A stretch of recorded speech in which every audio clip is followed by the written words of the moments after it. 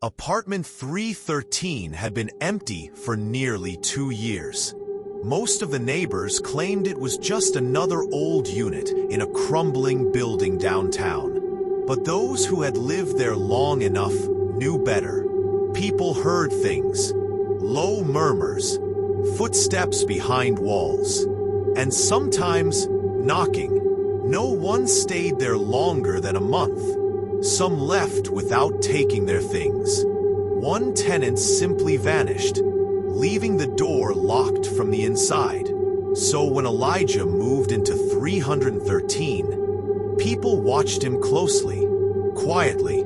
He was a writer, new to the city, looking for silence and cheap rent. He had no idea what he was walking into. Elijah's first week was uneventful. The apartment was small and dusty, but manageable. It had a long hallway, one bedroom, a narrow kitchen, and a window that barely opened. He spent his days unpacking books and typing in silence. But every night, exactly at 3:13 a.m., he woke up. No sound, no alarm, just wide awake. On the 5th night, he heard it. A soft knock. Not at the front door. Not on the walls. From inside the apartment. He got up, grabbed his phone, checked each room. Nothing. He told himself it was a pipe. Maybe the neighbors.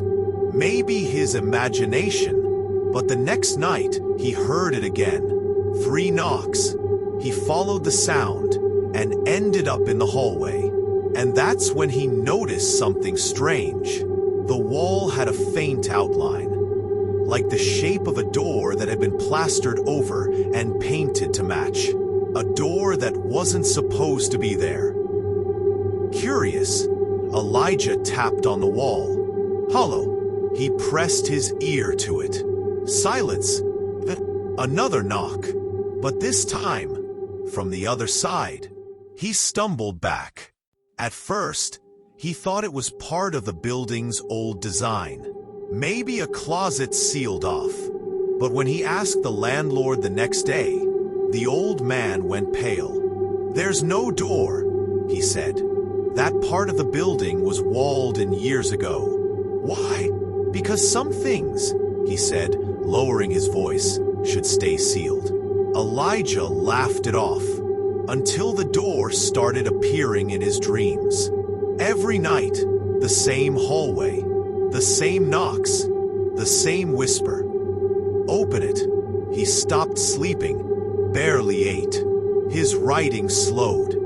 One night, at 3:13 a.m., he sat in front of the wall with a chisel and a flashlight.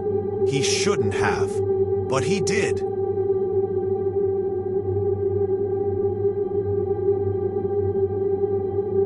He tore through the drywall for hours. Beneath it, a real door. Old, wooden, iron latch. It smelled like rot. He hesitated, but when he placed his hand on the knob, it turned, easily.